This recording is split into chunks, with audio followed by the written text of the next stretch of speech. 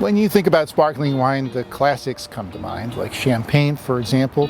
You might even say Northern Italy, Prosecco, or even California. But England, let's uncork a really unique and amazing quality wine from the WTSL bottle shop. So England actually made wine in the ancient times, during the Roman era. No surprise there. They made wine pretty much everywhere during the Roman era. But the island, the UK, is so susceptible to changes in climate and weather that for hundreds of years they weren't able to make anything.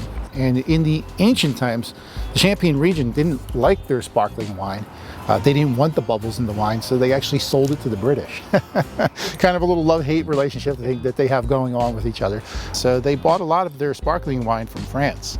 And it wasn't until the 1990s, climate scientists started to notice that the summers were getting warmer in England. And winemakers started to pick up on the notion that maybe they could start making wine here again. Interestingly enough, the climate and the soils in southern England were very similar to that of Champagne, France.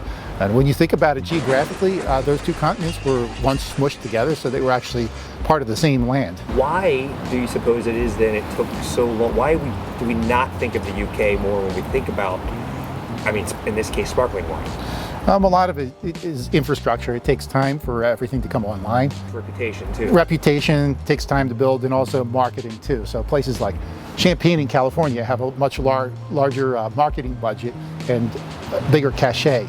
Right, and their reputation has been building over a longer period of time. Right, yeah. So England is just catching up. And so now here we are in 2024, and we're at the point where English sparkling wines are actually beating French champagne in blind tasting competitions. And this particular winery here, Balfour, has been around since 2004. And like most wineries in England, they're going to be relatively young because it's a relatively young industry. This was started by an entrepreneurial husband and wife who wanted to make their own English sparkling wine. And this is done to the highest quality standards, and it's made in the traditional méthode champenoise, the champagne method. And this one is made with the traditional champagne grapes, Pinot Noir, Chardonnay, and Pinot Meunier. Do these companies in the UK or other places in the world, do they tend to hire people from France to come around and help them do this? Absolutely. Yeah, consulting is a huge business in the wine industry, and they call them flying winemakers. So they're actually winemakers who fly all over the world and consult with these startups. All right, so let's taste this. Look at that beautiful bubble on there, by the way. We always say that, you know, when the bubbles are fine like this, it's an indication of a very high quality sparkling wine. And you can see just like how delicate and gently effervescent this is. And that's just a classic aroma that you would get from a champagne. It's like buttered biscuits. It's nice and gentle. It's beautiful mousse in the mouth. The mousse is kind of like the foam that you get. That's the French term. Just the French term of bubbles. Yeah, bubbles. Citrusy, acidic. Lots of lemon in there, and definitely some green apple as well too. And then that beautiful like buttered biscuit finish on there. And would you compare it closer to like a French version or like a California version? It's definitely closer to France. All right, we got a little bit of sunshine peeking out here from behind the clouds, so I think it's time to talk about some food pairings. Gods were asking for it. Yes, with a really nice, light and bright, clean wine like this, you can pair this with some fatty foods because it's really going to kind of cleanse the palate. Truffled French fries, so something with a little grease in it, a little oil, would be perfect. Kind of fun pairings that everybody talks about with sparkling wine all the time.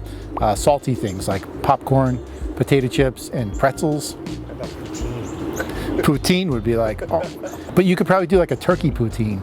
Shellfish would always go well with something like this. When you're talking about oysters, mignonette sauce actually literally uses sparkling wine. How about something English though, something British? Sticky toffee pudding? Toffee pudding would actually go well. You know, when you have a dry wine like this, it's always nice with a little bit of a counterbalance of sweetness in there. Indian food is very popular in London and England. Like a cream curry sauce would be perfect. That's the takeaway for me is that English sparkling wine is every bit as good as French champagne, and it's slightly more affordable. So, you know, where you spend like $75 or something like that for a comparable champagne, you're going to get this for about half the price.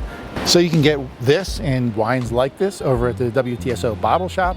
These are all from previous Premium Wine Club tastings. You can buy them without any obligation, mix and match them, and you can even do a private wine tasting with me.